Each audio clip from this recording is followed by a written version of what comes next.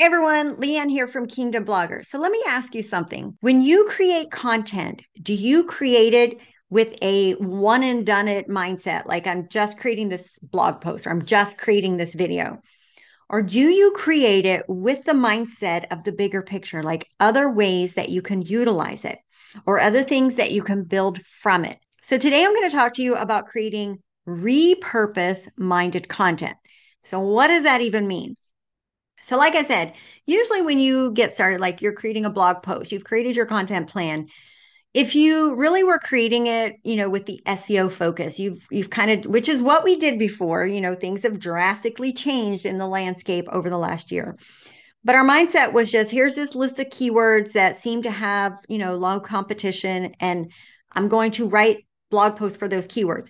And chances are those blog posts didn't really tie directly to each other. They were sort of one and done it. That mindset makes it harder to create the bigger picture. And the bigger picture is really, really important. When you create repurpose minded content, you already have the bigger picture in mind and you already know what other ways you can repurpose that piece of content into other pieces of the puzzle. So don't worry, I'm going to break this down with an actual example, okay? So again, we're not really talking about SEO. I mean, you can, but we're talking about the content in general because our goal here is to serve our audience while also build our platform. So let's say you have a blog post that is about enemy footholds. Let's take it back a notch. Let's say you have a monthly Bible reading plan about um not giving the enemy a foothold in your life. Okay. So that's just your reading plan. It's a page with like a verse for every day of the month. And you may have some other things to go along with it, some questions or worksheet, whatever. So that's the product. Okay. But do you think beyond just that reading plan? If not, you're actually creating more work for yourself and more overwhelm because then you got to think and nobody likes to think, right? From that reading plan, you can repurpose that to really create a ton of additional content. So what does that look like? Well, the reading plan is its own thing. So it's 30 verses of scripture, one for each day of the month. But let's create some blog post for that or from that. So you could write a blog post that is 10 footholds that we need to avoid from the enemy or something like that. Give it a better title. And in that post, you identify 10 ways the enemy comes at us, 10 cracks in our armor, so to speak. The enemy comes at us through our doubts, our fears, our insecurities, and so forth. So in that blog post that is about, the strategies the enemy uses to get a foothold in our life, that might be a better title. You've identified 10 things. So those are just simple mentions, they're bullet points or maybe H3s or whatever, but it's like one or two paragraphs. That's it. That's 10 more blog posts. Okay. A blog post that further dives into each of those strategies, each of those foothold opportunities. So now you've got the one blog post plus 10. So that's 11 blog posts right there, all from the Bible reading plan.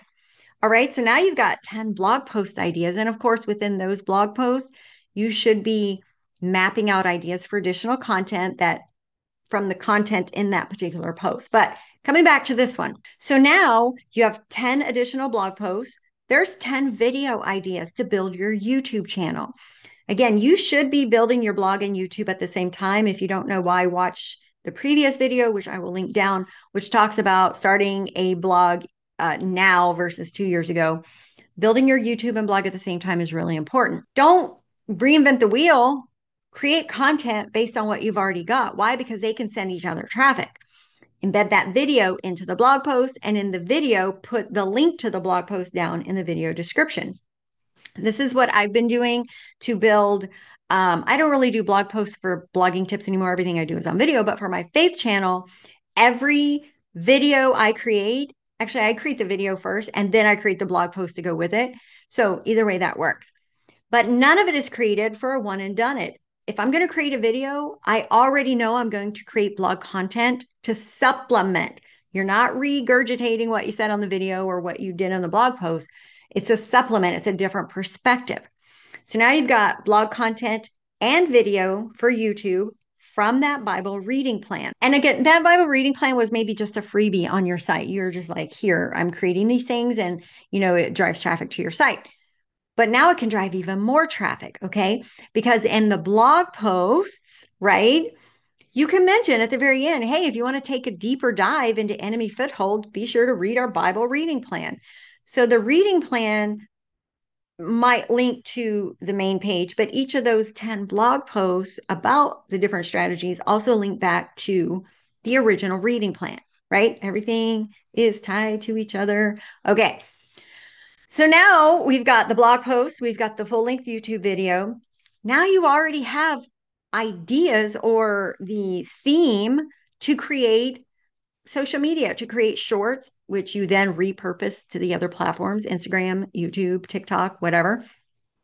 Don't think like, I just don't know what to post on social media today. Well, if you're in the month of that reading plan, just create video, 60 seconds, based on the topic of the reading plan, which could be identify like a short 60-second about each of those 10 tactics, those footholds, right? And then you repurpose that 60-second short over to YouTube. I'm sorry, that 60-second YouTube short over to Instagram and Facebook Reels. Those can be up to 90 seconds, 60-second works. And then also share it over to TikTok. Even if you're not actively on TikTok, share it there anyway. And then you can also upload it to Pinterest. So there's some extra content for Pinterest right there. So again, the one thing, you just created the Bible reading plan to have as a freebie to give to people. Okay, but what if there's no people? How can you repurpose that into other things so they all tie together? I know I'm doing this a lot, but this is where so many bloggers go wrong. You one and done it, and you never create content that actually ties together. And that is vital for increasing time on your site. Everything, those internal links are very important. They link people to additional material related to the main thing. You shouldn't include internal links that just link to other random stuff. They should all be very strategically tied together. And when you create your content, your original piece of content with that internal linking in mind, with that additional foundations, whatever, you create less stress for yourself because you already know what you should be creating. You're not having to like, I just don't know what I'm doing. You're creating content that as it builds, as you add each additional piece, you're actually creating additional streams of traffic back to the original thing. So you've got the blog post, you've got the full length YouTube video. Now you've got social media content all tied back to that reading plan. Now put that reading plan, tie it all together, PDF with clickable links that link to the videos, that link to the blog post, that link to all the things, and upload it to Gumroad as a freebie. Gumroad's great because it lets you upload free things. And sometimes people give you money for it, but it's absolutely free. And you're like, well, what's the point? Why should I have Gumroad? Well, because you have your blog that might be getting traffic. You have your YouTube channel that might be getting traffic. When you upload them into Gumroad, Gumroad has like a discovery program. The links to your blog and to your YouTube channel or the videos or whatever are on that PDF that they get as the download that's called the free reading plan or whatever it is.